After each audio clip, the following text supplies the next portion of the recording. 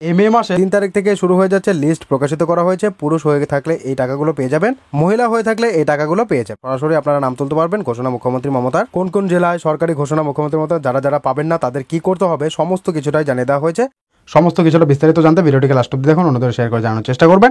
তো ভিডিও শুরু করবো, বন্ধুদের কাছে ছোট রিকোয়েস্ট, ভিডিওটিকে লাইক করে সাবস্ক্রাইব বাটন প্রেস করে পাশের বেলে ক্লিক করে নোটিফিকেশন সেট করবেন যারা করে রেখেছেন। অসংখ্য ধন্যবাদ। কোন কোন প্রকল্পের টাকা, নতুন প্রকল্প সহ সরাসরি তালিকা প্রকাশ করা হলো, জেনে নিন। তো সরাসরি তালিকা আপনাদের জন্য দিয়ে দেওয়া হয়েছে, যেটা জানানোর জন্য আজকের এই ভিডিও।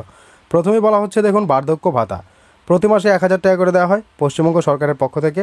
3 থেকে 7 তারিখের মধ্যে এই প্রকল্পের টাকা আপনার ব্যাংকের অ্যাকাউন্টে জমা পড়বে বলে সূত্রের মাধ্যমে খবর।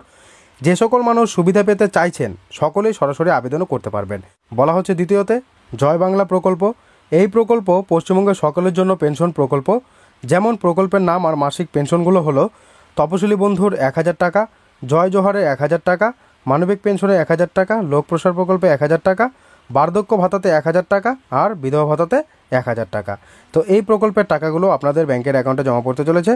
যে সকল মানুষ সুবিধা পেতে চাইছেন সকলেই সরাসরি আবেদন করতে পারবেন। তৃতীয়তে বলা হচ্ছে মানবিক প্রকল্প।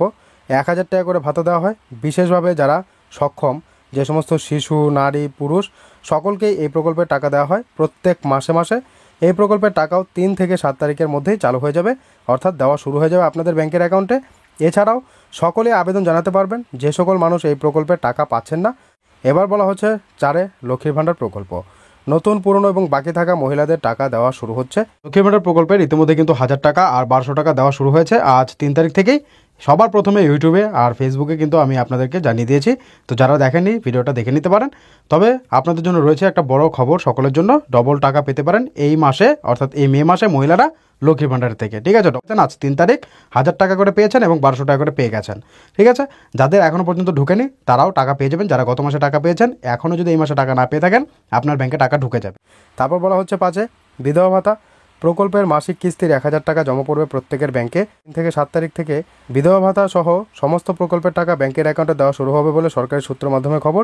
এছাড়াও রাজ্যের যে সকল মানুষ সুবিধা পেতে চাইছেন সকলেই সরাসরি আবেদন করতে পারবেন। এরপর 7 বলা হচ্ছে, স্বনির্ভর গোষ্ঠী দলের সদস্যদের 30,000 টাকা করে দেওয়া হবে যে সকল মহিলারা আবেদন করেছেন। যে সকল স্বনির্ভর গোষ্ঠীর দলের সদস্যরা অর্থাৎ মহিলারা এই টাকা নিতে চাইছেন তারা প্রত্যেকে আবেদন করতে পারবেন। এই প্রকল্পে সরকার 10,000 টাকা ভর্তুকি দিয়ে থাকে। মহিলাদের স্বনির্ভর করার লক্ষ্যে এই স্কিম বিশেষ সুবিধা প্রদান করে থাকে। তো এই স্কিমে যদি আপনারা আবেদন করেছিলেন তাহলে আপনারাও কিন্তু এই প্রকল্পের টাকা পেয়ে যাবেন। এরপর বলা হচ্ছে, এই মুহূর্তে সবথেকে বড় সুখবর রাজ্য সরকারের, এই যে রাজ্য সরকারের তরফে জানানো হয়েছে যে সকল মহিলা পুরুষ এখনও যদি কোনো না কোনো প্রকল্পে আবেদন করেননি তারা যেন আবেদন করে নেয়।